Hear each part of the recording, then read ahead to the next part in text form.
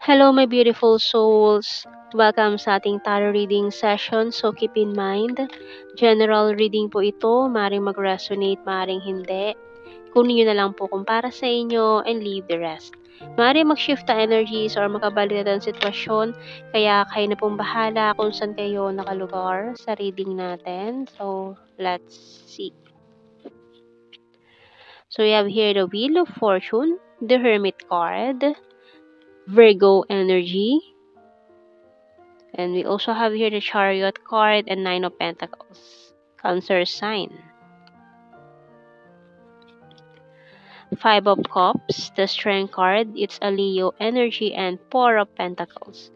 Okay, so may hindi makalet go dito from the past. So this person is crying and feeling lost.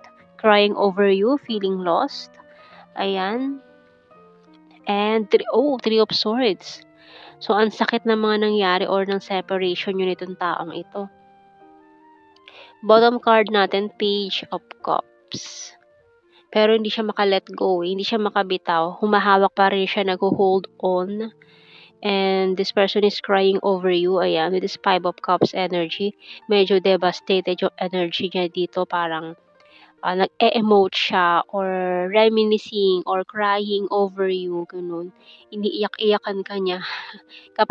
Lalo na kapag nag-iisa lang siya after siguro ng trabaho niya. Ayan. So, kapag mag-isa na lang siya, ay talaga namang hindi niya mapigilang maluha. Ayan, kasi sa mga nangyari. Ayan. So, tingnan natin signs and symbol cards. So, lalo na kapag naalala ka niya, parang teary-eyed siya eh.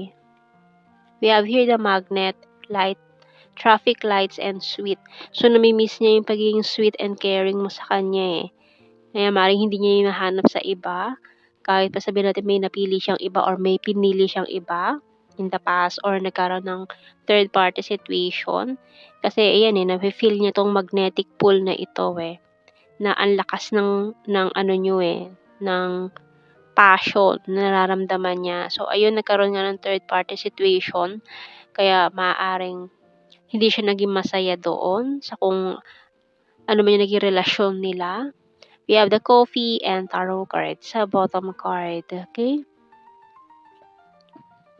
So, gusto niya ulit makita ka eh. Gusto niya na mag-date ulit kayo. Kung nag-date na kayo nitong taong ito, gusto niya ulit na makasama ka. Okay?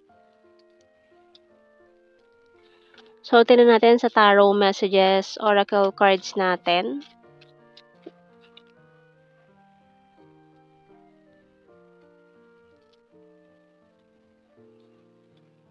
I want to marry you someday. O, di ba papakasalan ka pa daw niya. I'll start to save money. Ayan, para daw sa inyong wedding. You're my happy pill. Kasi sa'yo niya lang yung ramdaman tong happiness na to eh. Hindi niya yung nahanap sa iba. And, ayun no, di ba? Can't sleep thinking of you all night long. I'm proud of you. You're the fairest of them all. So, wala nang masihigit pa sa'yo eh. Wala na siyang mahanap na masihigit sa'yo eh. Na akala lang niya na nakahanap siya ng masigit sa'yo, pero hindi pala. Guarded and wounded, giving up. So, maring for some of you, give up nyo na itong taong ito. Bottom card, I have multiple opportunities. So, yung mga opportunities na lang ang pinagkaabalahan mo kaysa entertaining tong taong to. Pero this person talaga gusto niyang gawin ang kanyang best para lang mapatunayan sa iyo na worth it to. Ayan.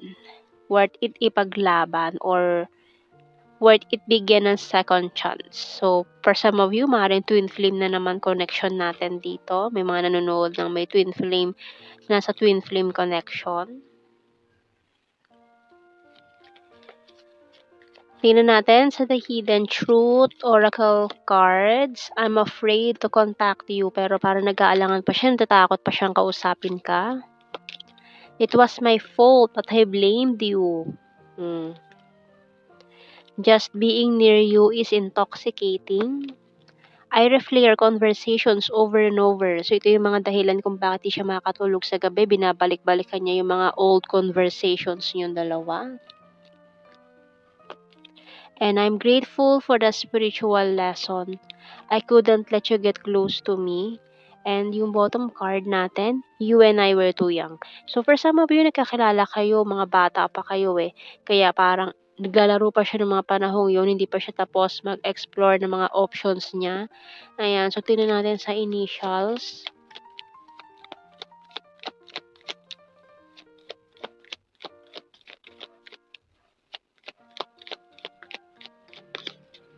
Meron tayong Q, C, ayan, may mga nakatira sa QC, U, H,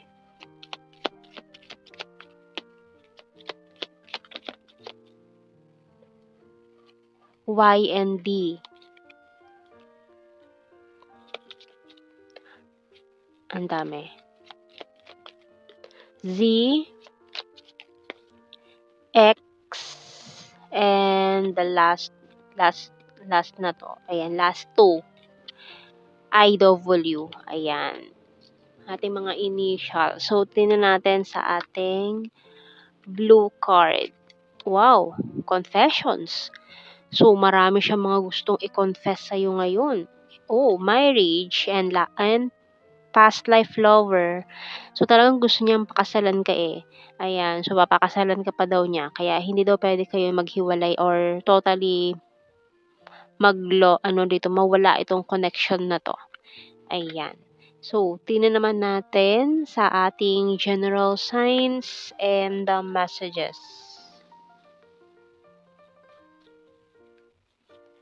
We have here Divine Feminine. Sword is air sign, Gemini, Libra, Aquarius. October. So, baka by October daw, ayan, magkaroon na siya ng sapat na pera para makita ka or makipagkita sa'yo. We have here full of charisma, beautiful, Sagittarius, sarcastic, April, soulmate. So, kasi nararamdaman niya talaga na may something sa'yo. Na maaaring it's a soulmate connection. Aries, Visayas, Wands is strong fire sign. Aries, Leo, Sagittarius, high expectation. Selfie-holic, June. Ayan, very soon.